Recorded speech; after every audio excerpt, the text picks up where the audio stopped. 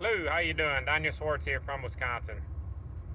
So my wife and I, we have a great relationship, but we also have our disagreements and our arguments, and we have times where both of us, our personalities are very different.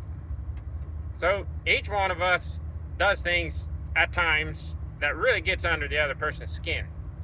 But that's just, it's minor stuff. We agree on the big stuff. But the reason we don't let that little shit get in the way of our marriage, there's things and actions that aggravate the heck out of each other, but never ever it come to a point where we stop feeling love for each other or focusing on those little things and making the little things into a big issue. We try, if there is an issue that's irritating the heck out of a person and it's getting under our skin more than it should, we just try to bring it up to the other person and say, hey, this is what you're doing, this really bothers me, and we try to find a middle ground and try to hash it out, or figure out if you're in the wrong, or if the person that's irritated is getting irritated over nothing, or if behaviors need to change. And we're both fully committed to working it out together. That only works if both sides want to work it out together. If one person wants to shrug it off, it doesn't work. A lot of people think keeping the peace is just keeping your mouth shut. It isn't. Not in your own home. Now, if you're going out in public and there's some jackass who's always a jackass around you, that person ain't that important in your everyday life, and picking an argument with that person isn't going to solve anything for your everyday life. It's going to bring chaos. So for people outside the home or not that important, you just let them be a jerk, and it's just water off a duck's back, and you leave it go. But inside your own home, if there's a person who is doing an action that causes daily frustration or repeated frustration, it's best to bring it up. If it looks like it's just going to continue, I wouldn't say every time somebody does a little something that's aggravating, you speak up. That's not what I mean. I mean, like, there's a pattern of behavior that keeps getting under your skin. It's best to not bring it up when you're aggravated. That's not a good idea. That don't usually go well. I'm not saying I'm good at that, but it don't go well if you bring it up when you're already irritated.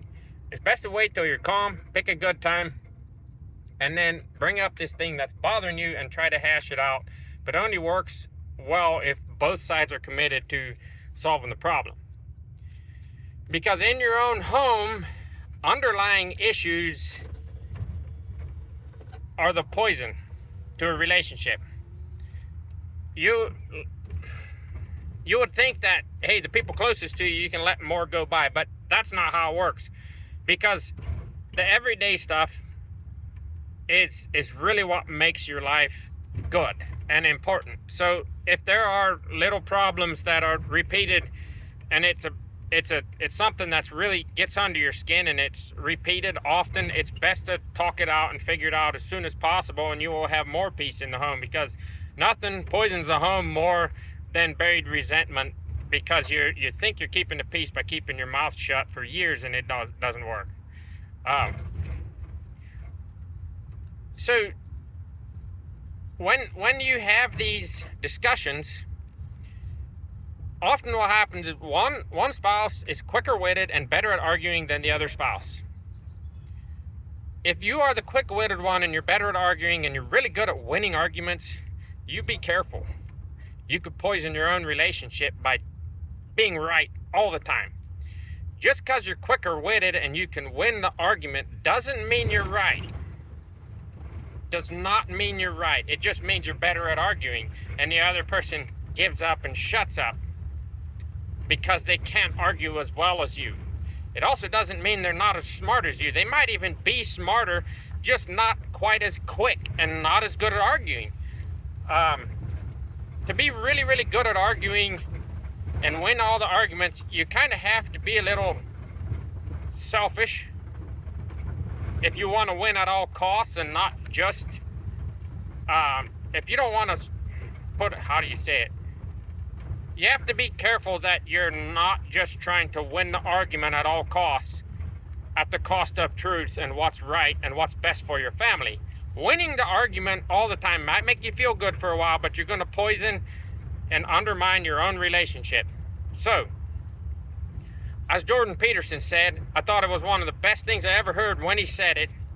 If you are the more quick-witted one and you can win all the arguments if you really try, you need to back off of that, and you need to slow down, and you need to help the other person make their point. Because just because you're quicker with your tongue and you can win the arguments because you're more persistent or whatever, doesn't mean you are right.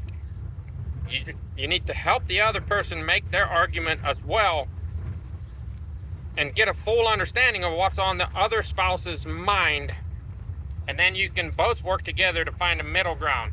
That's working together. Having a discussion where you're just arguing to win the argument will poison your relationship. Just a thought for the day. If you find yourself talking too damn much and you're always talking and winning the arguments, and you're always like, you got peace for the moment, but when you don't help your spouse make their point and you just argue to win, you're kicking the can down the road. Just something to think about. Y'all have a God blessed day.